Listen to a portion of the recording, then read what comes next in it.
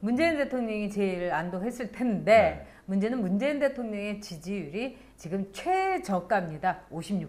56%. 특히 이제 갤럽 조사라는 게 좀 재미있습니다. 그동안 야당이 갤럽에 조사하면은 야당이 좀 불리하게 나왔어요. 그래서 맨날 아니라고 했죠. 갤럽 조사는 좀 문제 있는 거 아니냐 이런 문제를 이를 제기했었는데 이 21일부터죠. 네. 21일부터 23일까지 갤럽에서 네. 전국에 이제 1,001명을 대상으로 조사를 했습니다. 근데 보통 이제 공중파에서는 이걸 또 불러요. 이거 안 부르면 또 논란이 된답니다. 네. 저희는 사실 안 불러도 되지만 됩니다만. 그러나 그러니까 불러드리겠습니다. 전국 성인 1,001명을 대상으로 표본오차 95% 신뢰 수준에서 플러스 마이너스 3.1%포인트 오차 범위로 조사를 했는데 96%. 지난번에 4%가 네. 빠진 거예요. 역대 네. 최저치라고 그럽니다. 네. 그런데 이제 소리가 잘 안 들린다고 계속 그러네요. 그래요? 네. 네. 소리가 작은 것 같다. 저희가 그냥 외치도록 하겠습니다. 그런가요? 좀 올려보겠습니다. 네. 그런데 어쨌든 문재인 대통령 56%에서 이거는 굉장히 지난주보다 2% 정도가 줄어들었고 내려갔고 4%. 4%? 네네. 어디서는 또 2%도 있는데 문제는 뭐냐면 부정평가가 33%고 가장 큰 우리가 유의해서 봐야 될 건 서울에서 무려 11%가 내려갔다는 겁니다. 그렇죠. 아무래도 네. 이제 서울에는 그 자영업자신들 많이 있고 네, 네. 또 이제 경제에 가장 민감한 지역입니다. 네, 그렇다 네, 보니까 이 경제 정책에 대한 불만을 가지신 분들이 네. 부정적인 평가를 함으로써 네. 지지율이 쭉쭉 빠지고 있는 그런 상황이죠. 그런데 이제 사실 이 갤럽 조사가 지난번에 58%였다가 다음 조사 60% 올랐어요. 그러니까 또 네. 이제 현 정부에서 휴했습니다. 네. 다시 채고 이제 그 60선을 가는군 했는데 이번에 무려 4%가 빠진 거예요. 네. 그러니까 리얼미터 조사에서는 하루 앞선 갤럽보다 하루 앞선 리얼미터 조사에서는 55.5%, 갤럽보다 좀 더 낮게 나왔지요. 그래서 네. 어찌됐든 지금 50%의 중반을 가고 있는 것은 대충 맞는 것 같습니다. 두 여론조사 기관이 비슷한 수치를 보이고 있거든요. 네, 어쨌든 중요한 것은 지지율이 크게 빠지고 있고 그 속도가 매우 빠르기도 하지만 중요한 것은 결국은 이거는 일자리 그리고 집값 문제 뭐 등등이기 때문에 실체가 뒷받침해 주지 않으면 올라갈 수 없다는 거죠. 그래서 다 청와대의 그 골이 깊은 것으로 생각됩니다. 그러니까 이제 여론조사는 사실 100% 믿을 수는 없습니다. 네. 그러나 이제 여론조사 전문가들 이건 이야기하거든요.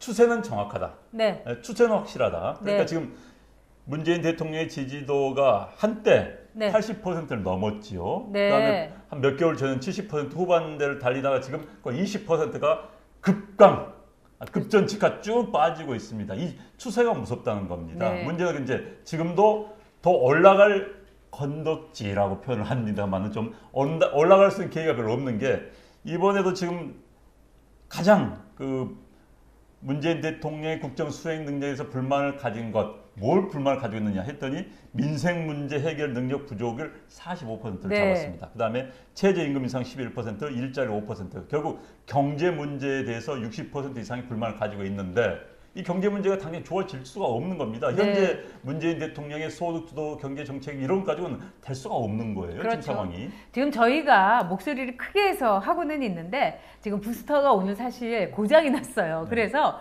출력 문제로 여러분께 폐를 끼쳐드리지만 하여튼 최선을 다해 보도록 하겠습니다. 제가 소리를 좀 줄이겠습니다. 네. 네. 자, 문제는 문재인 대통령이 초기에 너무 고공행진을 했는데 문재인 대통령의 이미지와 또 탁현민 그 유명한 탁행정관의 어떻게 보면 이미지 메이킹 이 서포트 이 보조로서 상당히 이미지로서 이루어진 지지율이라는 데 있어서 청와대도 굉장히 당황하고 있다. 이번 지지율이 이렇게 내려가는 데에 대해서 굉장히 힘들어하고 있다. 이렇게 생각이 듭니다. 그러니까 지금 이제 역대 대통령과 비교를 해 보면요. 대통령이 돼서 첫 번째 조사를 했을 때, 첫 번째 조사를 했을 때 이제 한 달 정도 또 2주 후에 했는데 그때 문재인 대통령이 역대 최고치를 기록했습니다. 네. 84% 잘한다. 2등이 김영삼 대통령이 83%였어요. 그런데 이제 문제는 1년 후에, 1년 차 때는 YS는 그때 고공행진 했었습니다. 왜? 그 당시 무슨 뭐 역사 바로 세우기 네. 운동을 한다든지 뭐 공직자 윤리법을 한다든지 네. 그다음에 뭡니까 금융실명제를 한다든지 이것 때문에 YS가 1년 차로 80% 달리다가 그런데 그렇죠. 2년차 되면서 YS도 쭉 빠져가지고 50%대를 기록하면서 그런 반전을 못했습니다. 네, 그리고 무엇보다도 IMF 체제로 우리 들어가게 한 경제 실패가 YS로서는 씻을 수 없는 과오라고 볼 수 있겠죠. 그런데 이제 문재인 대통령의 경우는 그럼에도 불구하고 오늘 이른바 갈등을 빚고 있는 김앤장, 소득주도 성장, 김앤장에게 그대로 맡기겠다 했는데 계속해서 김동연 부총리가 뭐 사임을 표했다, 뭐 왔다 갔다 했다 이런 소문이 계속 나오고 있습니다. 뭔가 잘 안 돌아가고 있는 건 확실한 것 같습니다. 그렇죠. 뭐 지난주에도 우리가 이야기했었습니다만은 김앤장, 김동연, 그다음에 장하성 두 사람과의 관계가 분명히 이견이 있는 것 같고 정리가 잘 안 되고 있는 것도 같습니다. 근데 문제는 지금 많은 전문가들이 청와대에 계신 분들 또 그를 둘러싼 정말 열성 지지자들 제외하고는 소득주도 성장에 대해서 이의를 제기하는 전문가들이 굉장히 많습니다. 그러나 문재인 대통령은 앞으로 이 원칙만은 지켜나가겠다. 그런데 지금 이것 가지고 경제가 계속 나빠지면 글쎄 지지도 올라갈 계기가 있을 수가 없는 거죠. 네, 오늘 그 박근혜 전 대통령의 그 재판 결과가 나왔는데요. 많은 분들이 야 너무 가혹하지 않나 이런 생각도 하는 것 같아요. 근데 전보다 그런 여론이 많아졌습니다. 이건 뭘 뜻하냐? 촛불을 통해서 있었던 분노도 어떻게 보면 침잠했고 지금 글쎄 박근혜 전 대통령 시기보다 지금이 더 잘 살고 있나? 내 지갑이 빵빵해졌나? 뭐 다 안 좋다 이런 생각 때문에 지금 시중에 이른바 분위기가 굉장히 안 좋습니다. 그래서 제가 아까 그랬잖아요. 내년쯤 박근혜 대통령 사면돼서 나올 것 같다. 이명박 대통령도 나올 것 같다. 뭐 계속 지지율이 이렇게 내려가면 어떡하겠습니까? 뭐 사면하면서 다 끌어안고 가는 제스처를 보여야 되겠죠. 그러니까 이제 야당도 이럴 때 이제 1년 판 똑같은 이야기예요. 네. 자, 1년 전보다 그렇게 미워하던 박근혜 대통령 시절보다 더 좋아졌습니까? 내 주머니 사정이, 내 경제 형편이 자, 이런 네. 전략, 이런 뭐 정치 전략을 해야 되는데 그런 이야기 없는 게 좀 안타깝고요. 게다가 이제 재밌는 것은 현재 문재인 대통령의 지지율 쭉 빠지면은 대체적으로는 대안 세력이 할 수 있는 제1야당한테 지지도가 갑니다. 지지세가 올라가는데 제1야당이 그대로예요.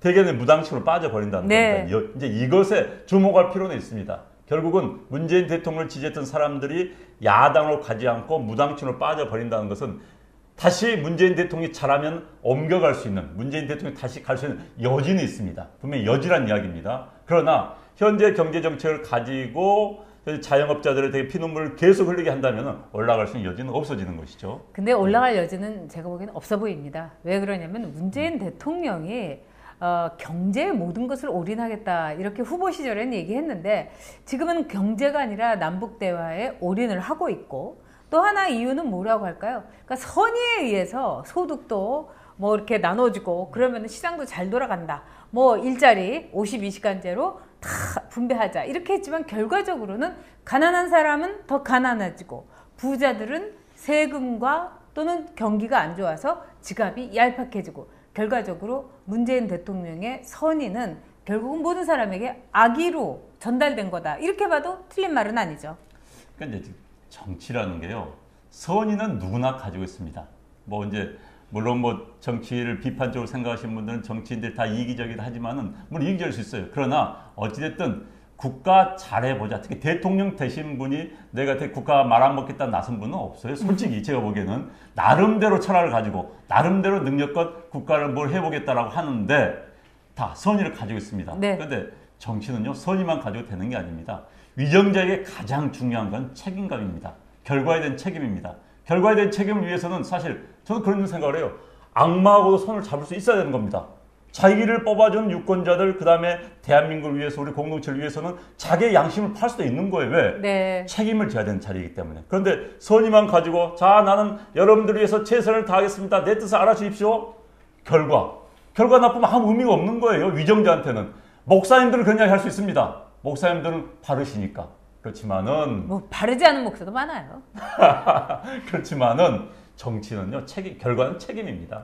근데 문재인 대통령이 무책임하다는 걸 떠나서 그 피해를 너무 많은 국민에게 준다는 것 그리고 가난한 사람들이 더 가난해졌다는 것은 문재인 대통령한테 뼈 아플 텐데 고치려고 하지를 않는 게 문제예요. 그러니까 지금 소득 그 분배 구조 어제 지금 발표가 됐었지요. 그렇죠. 그래서 지금 맨 하층과 맨 상층의 차이가 점점 벌어지고 있고 네. 역대 최저치를 기록하고 있다. 그런데 네. 이제 또 이걸 가지고 무슨 뭐 전임 정권 탓이 하는데 전임 정권 탓하기는 그럼 뭐 당구나 할아버지 탓할 수도 있는 거고 그래서 뭐 손학규 지사는 왜 이승만을 불러오지 않느냐 이렇게 얘기했는데 이 문제는 네. 제가 보기에는 어찌됐든 지금 가장 하층민 소득이 떨어졌다는 것은 기본적으로 이제 일자리가 없어 저렇게 떨어진 겁니다. 그래서 최저임금의 여파가 굉장히 크다. 이걸 지금 받아들여야 되는 건데 이걸 받아들이지 않다 보니까는 고고 현 정책을 고고하겠다는 거 이러면요 일자리 더 없어지고 더 스케일이 커지고 그러면 더 지지도 떨어질 수밖에 없는 겁니다. 글쎄 내년 이맘때쯤 되면 문재인 대통령의 지지율이 지금의 56%에 반토막이 될 가능성도 매우 크다 이렇게 보는 전문가들도 있습니다. 시장을 이기는 정부 없고요. 그 다음에 국민의 삶을 궁핍하게 만들어 가지고는 절대로 지지할 수 없습니다. 문재인 대통령의 그 따뜻한 성품이나 그 푸근한 미소 가지고 먹고 사는 건 아니기 때문입니다. 자, 오늘 저희가 부스터가 고장나서 여러분께 음량이 너무 작아서 너무 불편을 끼쳐드리고 있습니다. 지금도 안 들리시나요? 네, 이어폰으로 들으니까 좀 들린다 이런 말이 있는데 아유, 너무너무 죄송합니다. 네. 자, 큰 소리를 하고 있는데도 네. 너무 죄송합니다. 네. 오늘따라 참 저희들이 자, 그러면 네. 제가 볼 때는 이 모든 것은 배가 고프면 끝입니다. 그래서 우리가 IMF 때 정말 부부라는 것이 어려울 때도 뭐 좋으나 나쁘나 해로하라고 또 열심히 같이 살라고 그러는데 IMF 때 우리나라 이혼율이 정말 높아졌어요. 그렇지. 그러면서 사람들이 했던 말이 뭐냐. 이혼하는 사람들 중에 이런 말을 한 사람이 있습니다. 사랑 없이는 정 없이는 살아도 돈 없이는 못 살겠다. 왜냐하면 결혼이라는 거는 경제 공동체이기 때문이죠. 우리나라에서도 이렇게 경기가 나쁘면 이혼율이 높아질 수밖에 없습니다. 그러면 출산율 더 낮아지고요. 하여튼 여러모로 문재인 대통령이 자기 진영을 배신할 각오를 저는 해야 된다고 봅니다. 등 돌릴 각오를 하지 않으면은 이거는 지지율 계속 추락할 겁니다. 특히 대통령은요. 어느 역대 대통령이나 자기를 뽑아둔 지지자들을 넘어서야 됩니다. 전 등 돌리자는 이야기를 넘어서라는 이야기를 하고 싶어요. 네. 왜냐하면 대통령은요. 문재인 대통령 지지했던 분들 대한민국 40.6%입니다. 10명 가운데 4명입니다. 투표율을 감안한다면 10명 가운데 3명밖에 안 됩니다. 네. 10명 가운데 문재인 대통령 좋아 찍은 사람 3명밖에 안 되는 거예요. 그러면 나머지 7명의 국민들이 있는 겁니다. 7명의 국민들 제끼고 자 3명 뽑아서 열성 지지자들 뭐 문파 하는 사람들만 보고 정치? 대한민국 어떻게 되라고요? 그래서 그 지지자를 넘어서 대한민국의 국익이 무엇인가 여기만 초점을 맞추면 되는 겁니다. 사실 문재인 대통령이 그런 점에서는 노무현 대통령을 배울 본인이 뭐 스승 아닙니까? 어떤 의미에서 노무현 대통령이 배울 필요가 있는 겁니다. 노무현 대통령 지지자들을 넘어서 가지고 한미 FTA 추진했습니다. 제주도 강정마을에 네. 해군 기지 만들려고 시도했고 추진했습니다. 그 다음에 해외 파병 했습니다. 이라크 파병했죠. 현재 문재인 대통령의 분위기를 같으면 이거 아무것도 못합니다. 왜? 지지자들을 의식해서 노무현 대통령 지사를 뛰어넘었던 겁니다. 실사구시 정신을 바로 세웠던 것이죠. 문재인 대통령이 이 점은 본받았으면 참 좋겠습니다. 네, 오늘도 많은 분들이 함께 해주셨어요. 오디오가 나쁜데도 또 백전님이 국민연금과 일자리 때문에 지지율 폭망이다. 집도 폭망이죠. 자, 룰루랄라님이 좀 잘 들린다고 해서 저희가 그러니까, 후유했습니다. 네. 네, 영진님 그 진영은 굶어 죽어도 지지하느냐고. 자, 박근혜 대통령 AI님이 이러셨어요. 박근혜 대통령은 국민과 결혼했다가 이혼당했는데 문재인은 파혼당할 것 같다. 제가 볼 때 그렇습니다. 박근혜 대통령은 관저에 출근도 안 하고 관저에서 이제 말하자면 본관에 출근도 안 하고 일을 봤었는데 어떻게 보면은 국사를 제대로 보지 않았다 이렇게 국민들이 생각을 할 수도 있잖아요. 근데 문재인 대통령은 열심히 일 하는데 오히려 지금 경제 상황으로서는 정말 관저에서 이렇게 사무실에서 일을 봤던 박근혜 대통령 때보다 더 힘들고 더 고달프다. 이게 이제 시중의 여론입니다. 그러니까 지금 이제 진보 정권이 들어서면 항상 의심을 받는 것이 국가 운영 능력입니다. 네. 보수 정권에 들어서면은 그래 좀 너희들 더러웠지 뭐 너희들 먹고 잘 살려고 하는 것 같아. 그러나 경제 운영 능력에 대해서는 나중에 보면 어느 정도 인정을 해주는 거예요. 네.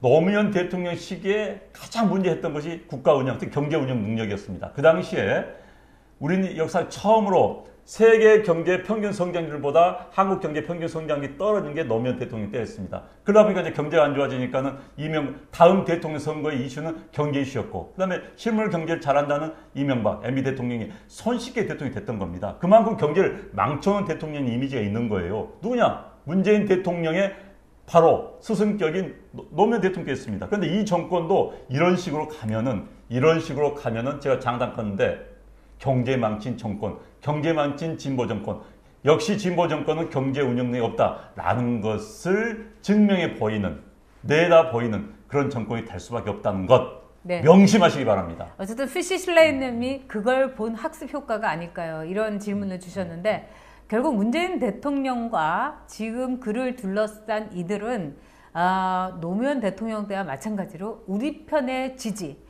세금으로 쫙 풀어가지고 소득주도 성장 이름 아래 우리 편에 똘똘 뭉쳐서 그 지지를 가지고 재창출할 수 있다. 100년 정당 될 수 있다. 이런 믿음을 갖고 있는 것 같습니다. 이제 우리가 냉정하게 생각을 해야 될 거라고 생각돼요. 지금 백지연 씨가 집값 다 올려놨어요. 집값 올려놓으니 국민들 부채를 더 올라갔지요 했는데, 이게 좀 똑같이 가고 있어요. 그렇죠. 참 불행한 일이지만. 자, 노무현 대통령 때 강남 집값 잡겠다고 모든 수단 다 때려 넣습니다. 부자들 돈 많이 벌겠다는 거 잡겠다 했는데 결론은 뭡니까? 강남 부자들 제일 박수치는 거, 내 돈 많이 벌게 해줬다고 박수치는 대상이 누굽냐? 노무현 대통령입니다. 강남 집값 제일 많이 오른 게 노무현 대통령 됐어요. 그런데 지금 강남 집값 폭등했습니다. 플러스 서울 집값 지금 폭등을 하고 있어요, 지금. 그렇죠. 그럼 결국 진보 정권 하에서 가장 서민들의 주거 대책을 세워야 되고 걱정해야 될 진보 정권이 서민들을 집 살 수 없게, 서울에서 집장만 할 수 없게 만들어버린 게 이 정권이 돼버린 거예요. 진보 정권, 누굴 위한 정권입니까? 노무현 대통령이 그랬어요. 강남 사는 사람하고는 커피도 마시고 싶지 않다 이랬는데, 그 당시에 하도 강남의 집값이 올라갔고 강남 사는 분들이 내가 커피 한 잔 쏘고 싶다 이런 말 했습니다. 자, 이제 두 번째 주제로 넘어가겠습니다. 두 번째 주제는 민주당의 전당대회입니다. 자, 우리 이걸 해야죠. 네, 우리. 그렇죠. 네. 안방TV 여러분, 이제 500명의 구독자를 향해서 가는데, 저희는 따박따박 정말 뚜벅뚜벅 아주 컨텐츠로 가고자 합니다. 안방TV라고 찍으셔도 유튜브에서 연결되시고요. 안영한, 전욕 이런 이름을 넣어도 저희 안전빵빵으로 연결이 됩니다. 여러분 구독해 주시고 엄지척 좋아요 눌러주세요. 그리고 주위 분들에게도 야, 안방TV 보니까 볼만하더라 라고 말씀해 주시고 권유를 부탁드리겠습니다. 네, 자, 두 번째 주제.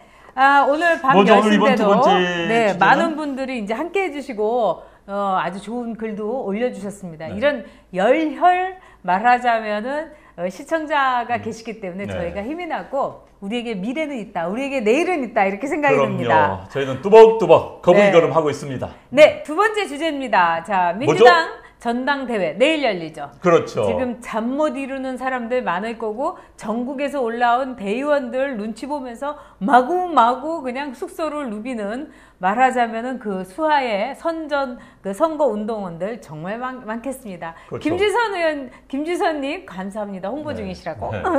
자, 민주당 전당대회가 중요합니다. 왜냐하면은 일단 집권 여당의 당대표를 뽑는 선거입니다. 그리고 이번 당대표는 임기 2년을 다 채운다고 한다면은 2020년 총선을 지휘하게 되고 공천권의 상당 부분을 행사할 수 있게 됩니다.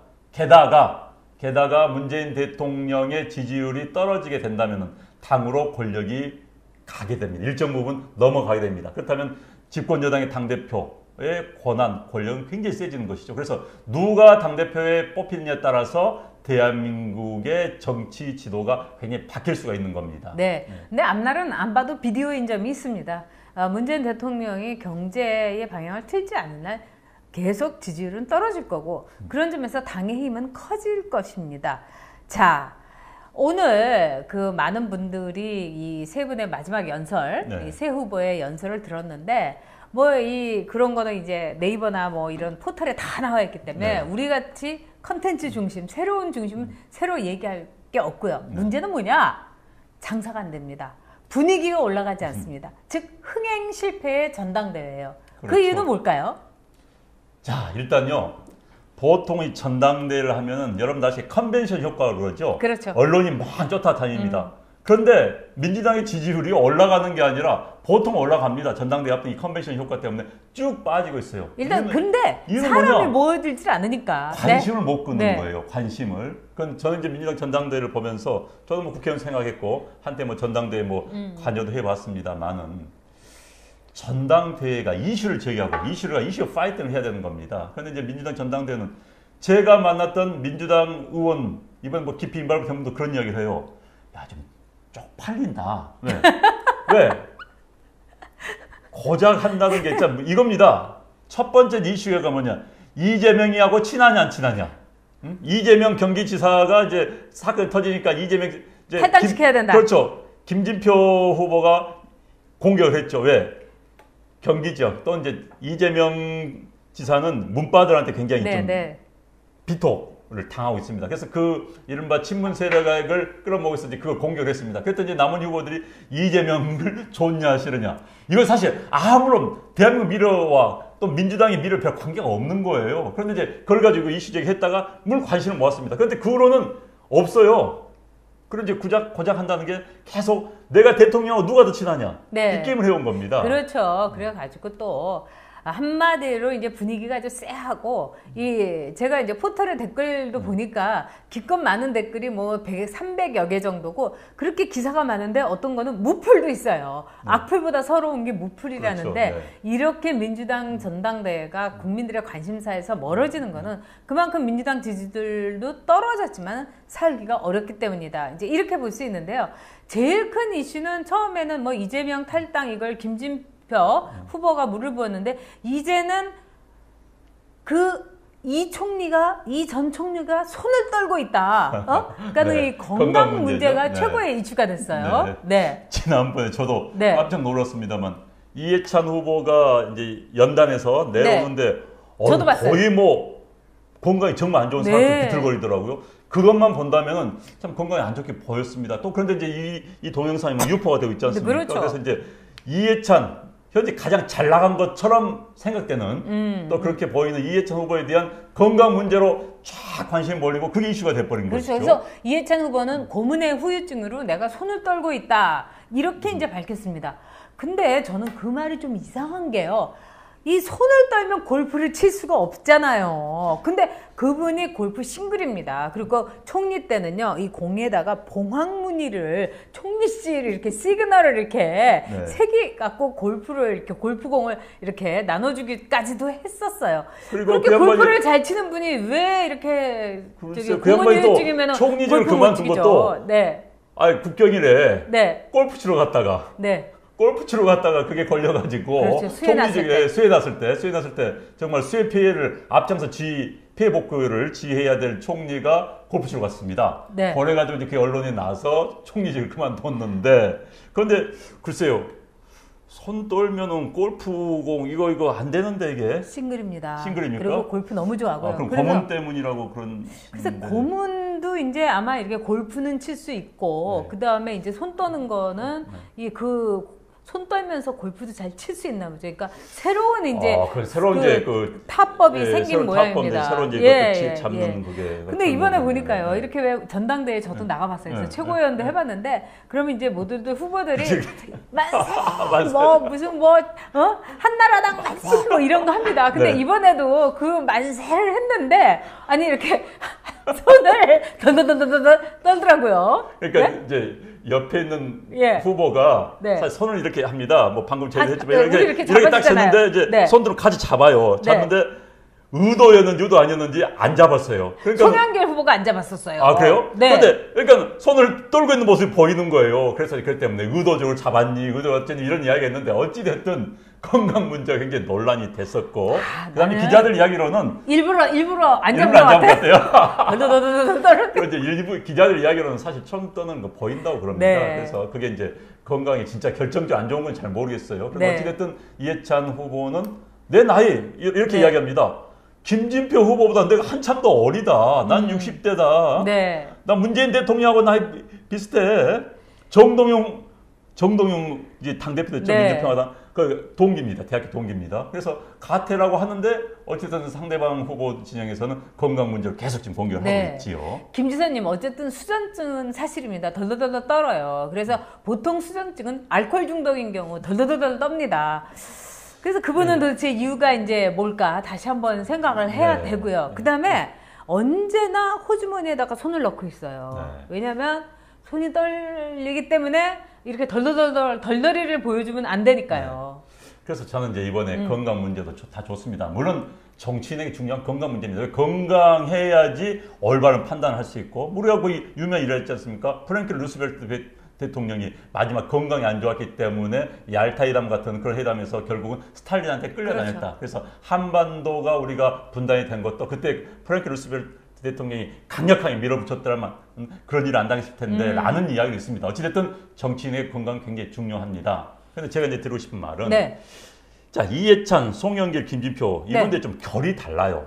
완전 원단도 다르죠. 그렇다면은 결이 다른 걸 배경으로 해서 자, 협치 문제, 야당과 협치를 어떻게 할 것인가 내용이 좀 틀립니다. 그걸 가지고 심층 토론해야 되는 겁니다. 자, 문재인 대통령의 경제 정책에 대해서 지금 오늘은 비슷하게 이야기를 해요. 왜 소득주도 정치에 다 찬성한다. 왜 이른바 친문 세력을 겨냥해서 그런 것 같은데, 그러나 제가 보기에는 솔직히 김진표 전 경제부총리와 관련 출신입니다. 운동권 출신의 이해찬 전 국무총리 난 의견이 좀 틀릴 수 있다고 봐요. 그걸 가지고 치열하게 토론을 벌여서 왜 여당 대표니까 그래서 선택을 할 수 있는 그런 줘야 되는데, 지금 하는 이야기는 솔직히 누가 문재인 대통령이 청와대 여의도 지점장이냐? 내가 우리 소장님, 우리 은행장님을 가장 좋아하니까 여의도 지점장이면 납니다. 내가 딸랑딸랑 잘하겠어요? 라는 걸 이걸 뽑는 것으로밖에 안 보이는 거예요, 지금. 거의 지난번에 총선 때 폭망해버린 그 자유한국당의 이른바 친박 간별, 이거하고 거의 비슷하게 누가 친친문이냐, 이걸 가지고 이제 다투고 있는데요. 자, 그런데 영주님이 멘탈 건강이 더 중요하다. 제니님이 힐러리가 한번 비틀거린 것보다 더 심해 보였다. 확실히 건강 문제는 있는데, 문제는 지금 돌아가는 거 이렇게 보니까 언론에서 아무래도 이모 후보가 될 것 같다. 이렇게 계속 돌고 있어요. 그런 것 같아요. 지금 이제 재밌습니다. 저도 이 전당대회 옛날에 이제 관여를 해보면요. 여론조사 결과가 엄청나게 들어옵니다. 지금 민주당의 그 권리당원들이 이제 투표를 했습니다. 내일은 15,000명 가까운 이제 대의원들이 전부 버스 타고 아침부터 올라와가지고 내일 이제 서울서 투표를 하게 됩니다. 이게 45% 가장 중요한 이제 걸 차지하는데, 지금 전국 권리당 72만 명이에요. 72만 명하고 대의원들한테는 거의 홍수 되다시피 각종 홍보 자료 메시지가 들어오는데, 거기는 이제 여론조사 결과 들어옵니다. 누가 1등이다, 누가 1등이다. 그런데 이제 거기에는 이모 후보가 1등이라는 게 제일 많이 들어오나 봐요. 그런데 이제 문제는 이 여론조사가 또 출처를 알 수 없는 여론조사. 그러니까 조작된 건지 아니 누가 한 건지 모르는 게 많이 들어오니까 이제 대의원들 지금 머리가 아파합니다. 대체. 근데 대의원들도 아마 머리는 아프겠지만 지금은 대의원들의 콧대가 제일 높아져 있을 시점이죠. 자, 그런데 이해찬 후보가 만약에 이제 당선이 되건 혹은 김진표 후보가 당 대표가 되건 우리가 송영길 후보는 잠깐 우리가 이런 게 솔직히 얘기해야 되니까 공중파나 지상파 아니니까 하여튼 둘이 누가 된다 하더라도 지금 정계에서는 어떤 말이 있느냐, 결국은 쪼개질 거다, 민주당이, 이런 이야기가 있습니다. 잠시 송영길 후보도 비슷하답니다. 왜냐면요, 지금 이제 여러 썰이 있어요. 그래서 저는 공중파가 아니니까 좀 편하게 이야기를 드리면은 이제 평균적으로 새 캠프에서 이야기를 합니다. 이해찬 후보가 가장 앞서 나가는 것 같다. 그러나 까보면 우리가 이길 것이다가 이제 송영길, 김진표 후보 쪽 이야기입니다. 그럼 이제 또 2등은 그러니까 또 누가 2등은 누가 할 것인가 이야기 나오는데, 이제 송영길 지금 2등 놓고 싸운다는 얘기를 송영길 했어요. 후보 측은 이제 믿는 게 그럽니다. 호남 출신이에요. 그런데 이제 이번에 민주당의 유권자는 호남이 전국 인구의 10%입니다. 그러나 민주당에는 권리당원의 27%가 호남에 있어요. 그리고 이제 서울의 21%, 경기도 20%였는데 대부분이 이분들이 호남 분들이 상당히 많습니다. 대부분은 아니고 많기 때문에 광주 호남의 민심이 서울에 영향을 미치거든요. 그런데 이제 송영길 후보는 바로 호남 출신이기 때문에 광주에서 내가 1등이다. 그러므로 아마도 까보면 내가 1등이다 라고 주장을 하고 있습니다. 물론 다 까봐야 되는 겁니다. 지금 그럼 이제 김진표 후보는 무슨 소리야?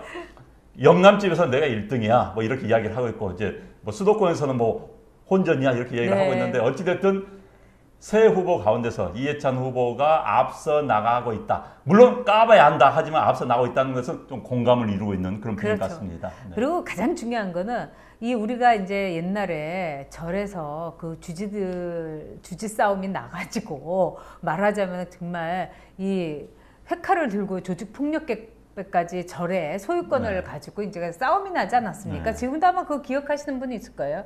근데 그런 것과 마찬가지입니다. 이번 전당대회는 그 어마어마한 공천권을 가진 대표를 뽑는 거기 그럼요. 때문에 사생 결단을 하는 겁니다. 그래서 지금 굉장히 흙탕물, 아주 진창 같은 그런 선거가 되고 있다고 하는데 지금 민주당에서는 앞으로 누가 대표가 되든 간에 결국 함께 갈 수는 없다. 그렇기 때문에 당이 쪼개질 거다. 결국 2020 선거를 기점으로 하든지 그 언저리에서 당이 쪼개질 거다. 이렇게 보는데 저는 그것도 상당히 의미심장하다고 봅니다. 왜냐하면 같이 갈 수 없는 사람들이에요.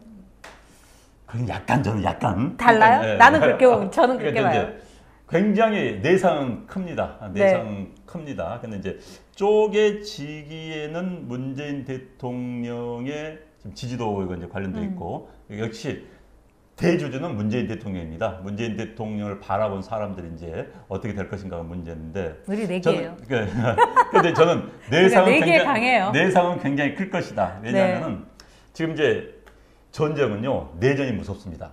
국가 간의 국가 전쟁은 속된 말로 땅 떼주고 나면은 탈탈 털면은 그냥 끝나는 겁니다. 평화협정 그렇죠. 맺으면 끝나는 거예요. 그렇죠. 전쟁 배상금도 끝나는 겁니다. 내전은 내가 이기지 않으면 죽는 이 게임이 돼버린 겁니다. 남북한의 관계는 무서운 게 그거예요. 우리하고 예를 들어서 뭐 옆에 나라하고 전쟁했다. 그런데 뭐 식민지가 되지 그래 않은 상태라면은 그래 땅 떼줄게 뭐 이런 식으로 끝나는데 내전은 그냥 다 지배를 하는 거지 않습니까? 그래서 무서운 거예요. 그런데 이제 전당대회가 무서운 게 공천권 행사하는 당대표가 네. 있을 때는 자 이번에 예를 들어서 이해찬 후보가 됐다. 그럼 송영길, 김진표 후보 쪽에 있었던 줄 섰던 의원들 그런 네. 뭐 사람들 너 전번에 나한테 그랬지. 또 이해찬 후보는 설사 안 그러고 싶어도 옆에 있던 사람들이 또 경쟁자가 됐을 거 아닙니까? 경쟁자지. 야 쟤는 안 돼. 쟤는 안 돼 하면은 결국 이제 공천 문제에서 네. 삐걱대고 그러면 이제 반발하면 튀어나오고 이런 가능성이 있는 것이죠. 그런데 이제 굉장히 내상은 깊을 것이다. 이게 사실 네. 이제 인격 공격이 가면은 이게 굉장히 무서운 겁니다. 근데 정책 공격이 이제 아니라. 그렇죠. 네. 근데 문재인 대통령의 지지율이 계속해서 내려갈 것이고 그렇게 되면은 네가 잘못했니, 내가 잘못했니 이렇게 하면서 내전이 진짜 폭발하게 되고 결국은 친노와 친문이라는 서로 건널 수 없는 강을 건너버린 사람들끼리의 또 하나의 분파가 이뤄질 겁니다. 그래서 저는 이제 당이 쪼개질 거다 이렇게 보는데 많은 분들이 안영환 의원의 의견에 한 표를 줬습니다. 여러분 한번 우리도 500원 걸고 쪼개지는지 어떻게 한번 보자고요. 500원 결정됐습니다. 예, 자 그리고 중요한 거는 뭐냐? 자유한국당에서도 이해찬 후보를 지지하고 있다고 합니다. 이해찬 후보가 돼야지 자유한국당에 도움이 되지 않을까. 진짜 만에 하나라도 혹시나 홍준표 후보 전 대표가 내년 1월에 전대에 나왔을 때 이해찬 후보가 이렇게 나와서 이렇게 하면 그림이 그래도 이렇게 똔똔이 될 텐데 그래서 이해찬 후보가 꼭 됐으면 좋겠다. 이게 자유한국당의 진심이라고 합니다. 자유한국당 사람들이 그런 이야기 합니다. 네. 아무리 봐도 네. 대한민국을 위해서는 김진표 후보가 당대표가 돼야 될 것 같은데 네. 대한민국을 위해서는 우리 당을 위해서는 이제 한국당 이야기입니다. 우리 당을 위해서는 이해찬 후보가 되는 게 좋을 것 같아 라는 분들이 계시더라고요. 네. 뭐 그 뜻은 뭐 여러분들이 아시겠죠? 뭐 제가 무슨 이야기 하는지. 그래서 네. 저는 뭐 특정 후보를 편들고자 하는 거 아닙니다. 뭐 제가 무슨 뭐 저는 당적 없습니다. 아니 저는 어느 뭐 이해찬 후보가 됐으면 좋겠어요. 저는 뭐 당적도 없고 뭐 어느 누구 편들 생각 없습니다만은 지금 이제 구도 뭐 그런 식으로 가고 있다는 걸 말씀드리고요. 어쨌든 내일 이제 대의원들이 와서 한 대의원 몫이 45%입니다. 그렇죠. 그게 가장 중요하고 또 이제 현장에서 결정한 분도 계세요. 연설 네. 누가 연설을 잘하느냐에 따라서 그러니까 이제 송영길 후보는 자기 정기 때문에 현장표를 많이 먹을 수 네. 있다 이런 이야기 하고 하는데 내일 표도 상황도 중요합니다. 그러면 네. 이제 내일 15,000명의 대의원들은 대개는 이제 지구당 위원장들의 영향력 좀 행사를 받아요. 당연히 예. 그렇죠. 그렇긴 하지만 굉장히 민주당의 경우에는 정치 고단수들이 많기 때문에 이 한나라당과는 달리 그 대의원 각각의 의지가 굉장히 중요한 맞습니다. 당이다. 네. 이렇게 볼 수도 있습니다. 그런 의미에서 자, 네. 여기서 김종숙 님이 이해찬 후보에 대해서 여권 홍준표다 이렇게 얘기했고, 피시슬레이어 님이 이해찬이 되면 정부와 여권의 갈등이 생길지도 크크크. 제가 이야기하는 초점이 바로 그겁니다.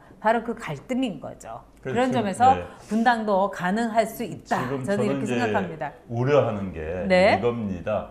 이건 저는 개인적으로는 이제 확신을 가졌는데, 이제 문재인 대통령 지지율이 빠지고요. 이제 네. 문재인 대통령이 이른바 실사구시 정책. 네. 왜? 대통령 하면은 현실을 쫓아가는 게 정상입니다. 네. 과거 공약대로 이념대로 갈 수가 없는 국가 경영 그렇게 하는 게 아닙니다. 정말 그렇게 하면 안 되는 거예요. 그러면 이제 실사구시 노무현 대통령 시의 실사구시 예를 들어 그 간다. 저도 그렇게 네. 하기를 바랍니다만 간다라고 하면은 이해찬 후보가 당대표가 되면 이해찬 당대표는 원칙주의자입니다. 그래서 본인이 제동을 걸려고 할 겁니다. 그러면 이제 트러블이 생기는 거고 그렇죠. 게다가 이제 정권 말기가 되면은 당으로 권력이 넘어옵니다.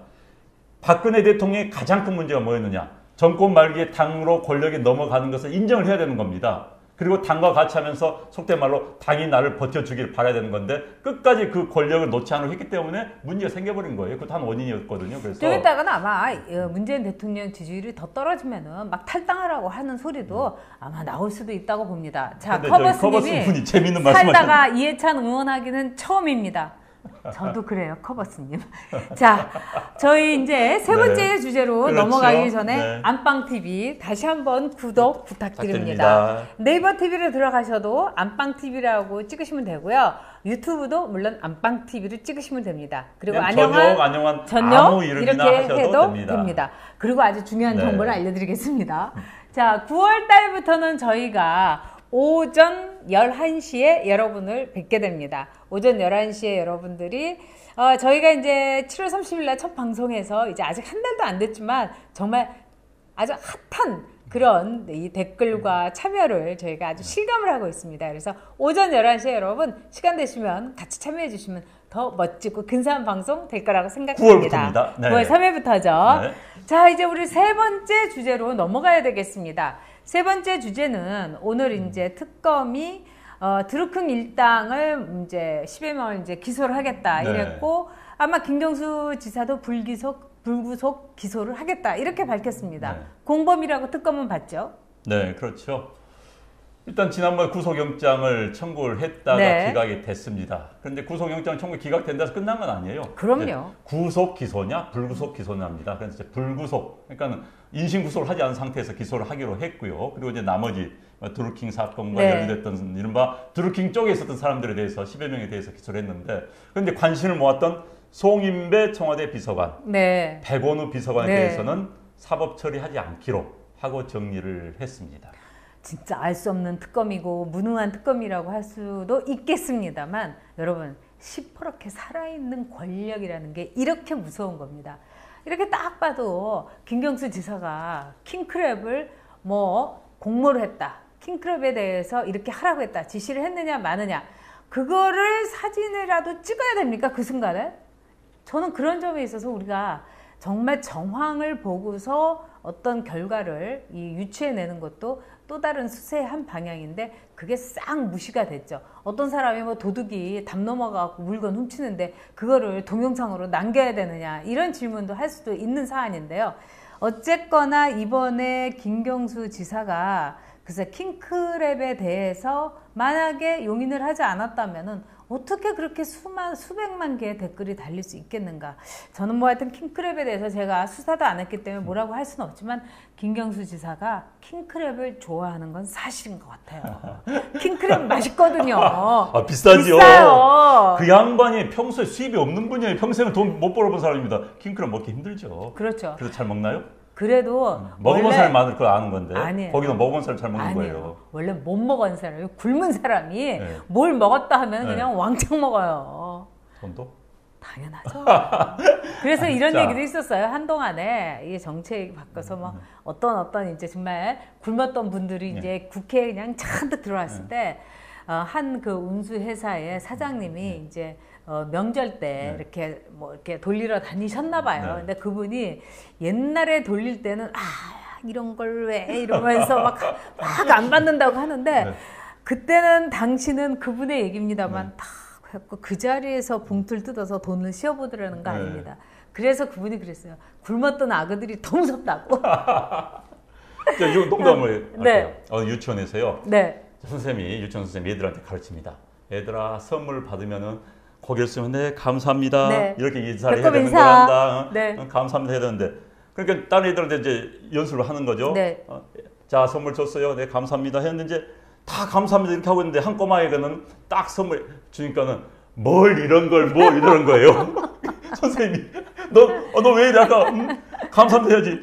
저 집에서 보면요 우리 엄마 아빠가 뭘 이런 걸 뭐 이렇게 하시더라고요. 알고 보니까 뭐 정치인이었다든가 네. 아버지가 뭐 국회의원이었나? 유머였습니다. 네. 네. 자, 여기서 왜 이렇게 김경수 지사 인상은 좋을까요? 인상 좋은 분들 많죠. 뭐 한명숙 전 총리라든가. 근데 이렇게 인상 좋은 분들이 참 이렇게 돈하고 관련된 경우도 많고 법정에 세워지는 경우가 상당히 많습니다. 김경수 지사는요. 저도 한번 만나봤는데 네. 선한 사람 같아요. 솔직히 저는 근데 개인적으로 뭐 선한 사람 같습니다. 뭐 이제 속이야 모르죠 우리 인간이 네. 어떻게 합니까? 근데 제가 받았던 느낌은 선한 거고 그런데 이제 이것과 드루킹과 관련된 범죄 혐의는 선한 사람의 눈으로 보면 다 선해요. 아이고 그런데 그것과 이제 드루킹과 관련된 범죄 혐의는 별개의 사안이죠. 저는 뭐 김경수 지사가 뭐 조직으로 해서 할 수도 있는 겁니다 사실. 그런데 이제 그것을 유무죄는 법원에서 이제 결국 이제 심판을 내리겠죠. 그래서 저는 김경수 지사 개인 이야기가 아니라 이제 우리 드루킹 특검 수사 이야기 해보시죠. 그런데 전 이제 특검이 수사기간 연장을 포기했다는 거, 난 이거 솔직히 좀 비겁했다고 봅니다. 어찌됐든 한번 해보는 거고. 특검이 특검다워야죠. 그렇죠. 그런데 이제 특검은 뭐 이런 이야기를 하죠. 더 이상 수사하는 게 적절치 않다. 그런데 이제 그 적절치 않다는 뜻이 무엇인가? 제가 한번 고민을 해봤습니다. 그런데 이런 게 있었겠죠. 특검의 입장에서 본다면은 아마 더 이상 수사하지 않아도 법정 가서 우리가 김경수 지사의 유죄를 확증해 낼 수 있다. 뭐 이렇게 그러니까 아주 긍정적으로 본 겁니다. 아주 긍정적으로. 네, 두 번째는 야 이미 경찰서 수사를 해가지고 4개월 동안 해놓고 아무것도 증거인멸 시간을 다 줬기 때문에 우리가 더 이상 증거를 가져올 수가 없다. 이거 수사해봤자 아무 의미가 없다. 그렇죠. 그러니까 이 자포자기. 두 번째. 세 번째는 자꾸 이제 이것 자체가 이제 문재인 대통령이 이거 수사할 거리도 안 된다. 그리고 이제 자꾸 정치특검하니까 수사 연장을 신청을 하더라도 문재인 대통령이 안 받아주고 그럼 괜히 피차 안 받아줄 걸. 그거죠. 안 받아줄 걸 내가 골치 아프게 뭐해 이거. 네 번째는 이제 들러온 이야기입니다. 수사를 더 이상 할 수가 없는 분위기였다는 이야기. 왜 네 번째는 뭐냐면요. 자 아시다시피 특검하고 특검본은 변호사들 들어옵니다. 실제 수사를 하는 검사들, 부장검사, 뭐 평검사들, 그다음에 수사관들은 현직 검사, 현직 수사관들 들어오거든요. 자, 이 사람들 현직 자기들의 최고 총수는 누굽니까? 대통령입니다. 대통령이 그 범죄 안 된다니까? 그리고 집권당의 원내대표가 책임을 묻겠다. 특검권은 책임 묻겠다는데 아니 어느 부장검사, 어느 수사관, 어느 검사가 자 번청 돌아갑니다. 책임 묻겠다는데 이러다가 나 인사불이익 당하는 거 아니야? 나 검찰에서 이제 이걸 물먹는 거 아니야? 이 생각 안 할 수가 없는 겁니다. 자, 이 사람들 데리고 수사를 어떻게 합니까? 그러니까 다들 안 하겠다고 그런 거 아니에요? 그래서 이제 아마도 그런 이야기가 특검 측에서 흘러나오고 있어요. 그래서 아마 특검이 결국은 뭐 더 이상 해봤자 뭐 불가능하다 해서 손을 들었다. 이번 이런 이야기가 나오고 있습니다. 그럼요. 저도 동감합니다. 그리고 추미애 대표는 그냥 완전 협박까지 했지 않습니까? 그건 아니죠. 그래서 하지만은 지금 돌직구님이 정권 바뀌면 복수를 곱빼기로 해야 해요. 이러는데 지금 우리나라가 계속 이런 식으로 계속 평행 이론처럼 돌고 또 돌고 정말 라벨의 볼레로처럼 볼레로 정권이 되는 게 아니냐, 볼레로 복수가 되는 게 아니냐, 저는 그래서 참 걱정스럽고요. 문제는 이 드루킹 사건이라는 거는 굉장히 심각한 내용과 그 다음에 그 영향력이 거의 치명적이었기 때문에 그냥 덮이긴 어려울 거다. 저는 이렇게 봅니다. 이게 다시 파헤쳐지겠죠. 결국은 정권이 바뀌거나 이러면은 또 이제 뭐 박근혜 대통령 무슨 또는 4대강 관련 조사하듯이 또 특검하고 또 이야기 나올 겁니다. 그런데 저는 사실 방금 말씀하신 것처럼 참 대한민국이 비극이에요. 언제까지 전 네. 정권 아니 이명박 정부 끝나면은 같은 당 소속이지만 박근혜 정부 얼마 뒷조사해가지고 그럼요. 막 형님도 잡아놓고 뭐 최시중 뭐 방통위원장 다 잡아놓는데 또 이제 끝나니까 또 잡아놓고 이 악순환 물론 뭐 어떤 사람들은 정의는 바로 세워야지. 글쎄 정의는 세우는 것 좋지만은 국가 게다가 글쎄 정의는 10만이 알 수 있는 거 아닌가요? 나만의 정의 누구나 정의 이야기할 수 있습니다. 그렇죠. 네. 재판이라는 게 그 정의와 진실을 가리는 것이 아니라 있는 재료를 가지고 있는 증거를 가지고 이 답을 하는 것이기 때문에 참 그런 점에서 어떻게 보면은 아주 그 최소한의 이 결과일 수도 있습니다. 그런데 어쨌든 이번에 주목해야 될 거는 공직선거법 위반을 김경수 지사에게도 이 기소 의견으로서 덧붙였다는 겁니다. 네. 지난번에 이제 영장 청구할 때는 그게 없었죠. 네. 자, 이건 굉장히 의미 있지 않습니까? 그렇죠. 네. 그러니까 이제 그 당시에 영장 청구할 때는 그걸 넣지를 않았는데 그렇죠. 이번에 네. 이제 공직선거법 위반을 넣었습니다. 물론 이게 이제 유죄가 된다면 당연히 이건 100만 원 이상이 되고 그럼 김경수 지사는 경남사직을 이제 잃게 되고 네. 그렇게 되는데 이제 이 문제는 좀 복잡한 부분이 있는 것 같아요. 그래서 네. 재판부가 이제 검토를 할 거고 김경수는 어찌됐든 기소가 됐기 때문에 네. 계속 재판을 받게 되고 이제 서울이니까 계속 네. 서울 올라와서 재판을 받을 수밖에 없는 상황에 처하게 됐습니다. 그렇죠. 그런 점에서 이제 도정을 살피기도 어려울 거고 또 이런 거는 김경수 지사가 원래 출마 안 하려고 하지 않았습니까? 그래서 서울까지 와서 이 불출마를 하려고 했는데 안 된다 이래가지고 오히려 서울에서 출마 선언을 하게 된 네. 그런 아이러니가 결국은 경남도민 결국은 대한민국 국민의 모든 피해로 가는 거죠. 그렇죠. 네. 그 당시 이제 드루킹 사건이 이제 불거졌었죠. 네. 불거지니까는 김경수 지사가 안 나온다고 했던 것 같아요. 네. 원래 이제 경남 지역에서 출마 선언을 하려고 했습니다. 보통 출마 선언은 해당 지역에서 합니다. 네. 서울서 하지 않습니다. 그걸 갑자기 취소를 했어요.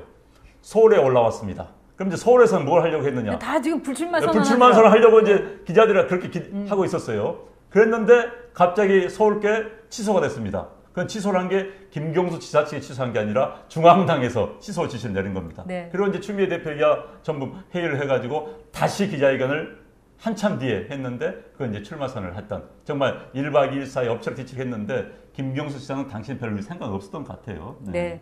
뭐 그 생각이 아니, 없었다기보다는 그러니까 그 전에는 있었을 수 있는데 네. 그 순간 이제 드루킹 사건이 터지니까 네. 상당히 갈등을 하지 않았나 그렇죠. 싶어요. 네. 이 킹크랩을 좋아했으니까 아무래도 킹크랩 먹은 기억이 또 김경수 지사 개인으로 있을 수도 있지 않을까 이런 생각이 듭니다. 네. 자, 김종수님이 다시 거론될 때를 위해서 그 기억하자. 네, 기억할 수밖에 없습니다. 워낙 큰 사건이기 때문에 드루킹 사건은요. 네. 자, 오늘요. 여러분들이 굉장히 어려운 그 오디오가 잘 안 들리신다고 했는데도 끝까지 함께 지금은 해주셔서 괜찮으신가 봐요. 네, 지금은 네. 말씀 그래서 없으신데. 이렇게 네. 계속 나오는데요. 자, 오늘 좋아요가 부족하네요. 좋아요는 천천히 누르셔도 됩니다. 네. 자, 정말 그 제니님이 지난 대선 때 안철수 의원 관련 미디어가 정말 이상하다고 생각했거든요. 네이버 실검이나 댓글 모두요. 뭐 드루킹이 이거는 실토했지 않습니까? 이 킹크랩을 드십시오 하고 마구 돌렸다고. 근데 진짜 드루킹 네. 사건은 네. 저게 민주주의 질서를 근본적으로 흔드는 겁니다. 민주주의는 여론에서 그 여론에 좌우돼서 투표를 하게 되는 건데 여론을 좌지우지하고 조작을 했다, 왜곡했다. 민주주의를 훼손하는 거 큰 범죄 행위죠. 네, 도지구님이 안철수 후보는 그때 너무 대응을 안 해서 짱났다. 아하하. 근데 저도 참 안철수 후보가 그 당시에 가장 큰 피해자다. 드루킹 때문에. 이런 이야기도 있었습니다만은. 근데 이번에 계단에서 그러니까.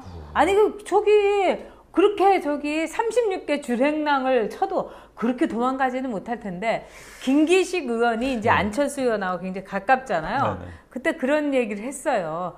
좀 정치적인 내공이 매우 부족하긴 하지만, 뭐 이렇게 떳떳지 못한 일을 한 건 아니다 이러는데, 너무 초딩스러워요. 아, 그러니까 도망가는 게 뭡니까? 그러니까. 아니, 그리고 제가 보면 아우. 나쁜 짓 한 것도 아니고 거기서 자, 아니 오늘 무슨 사무실 들렀는데 사실 독일이랑 이런 사이트 못 갔다. 그래서 뭐 내가 한국에 있다는 걸 굳이 알 필요가 없을 것 같아서 조용히 있으려고 했다라고 하면 되는 건데 도망가니까 그래서 방금 초딩 이야기 하는데 정치하고는 좀 안 어울리시는 분 같아요. 아니, 안 어울리고 말고를 떠나서 제가 보기엔 도망갈 수밖에 없는 본인이 생각하기에 너무 떳떳지 못한 이 일을 하고 있었기 때문에 그렇게 도망가지 않았겠어요? 어머 뜨거라 해갖고 불났던 것처럼 그런 점에서 자 백지연님이 거기까지였나 봐요. 아 임정성 님이 오늘 함께 해주셨습니다. 아유 너무 반갑습니다. 안녕하세요 임 박사님. 네. 자, 김경수 거는 정권 말기 터지도록 세팅된 시한폭탄이다. 와, 굉장히 딱 들어맞는 말씀입니다. 네네. 네. 자, 이제 벌써 우리가 시간이 벌써 됐습니다. 아유, 저희들이 이렇게 둘이 하다 보면은 시간 간 줄 모릅니다. 네. 원래 이렇게 잘생긴 남자와 같이 있으면 시간 가는 줄. 아이고, 왜 그러세요, 누님. 자, 9월 3일부터는 오전 11시입니다, 여러분. 그렇지만은 이 유튜브와 네이버 TV를 통해서 시도 때도 없이 여러분을 만날 수 있고 또 늘 여러분들이 함께 하실 수 있기 때문에 또 댓글도 그렇습니다. 그냥 달아주시면 되는 거니까 여러분 하여튼 9월 3일부터는 11시에 뵙는다는 거. 11시부터 생방송입니다. 11시입니다. 그렇습니다. 네. 그리고도 그 외에도 항상 이게 녹화돼서 남아있기 때문에 항상 안방TV 안녕한가 저녁의 안방TV를 누르시면 유튜브에서 오늘 거, 지난주 거, 지지난주 거까지 다 확인해서 제목을 저희들 다 달아놨습니다. 그래서 관심 있는 제목을 보시면 좋으실 것 같습니다. 네. 안방TV 여러분 구독과 그 다음에 엄지척 그거 꽉 눌러주시면 좋아요인데 주위 분들에게도 네. 그러면은 이 노출이 많이 된다고 합니다. 네. 물론 저희가 한 술에 배부를 수 없고 네. 한 달도 안 되고 한 지금 2주 반 3주인데 여러분이 이렇게 많이 성원해 주셔서 저희 너무 감사드리고 정말 송구스럽습니다. 그래서 더 많이 준비하고 더 열심히 하는 안전 빵빵이 되겠습니다. 감사합니다. 오늘 순서에서 마치겠습니다. 네, 고맙습니다. 네.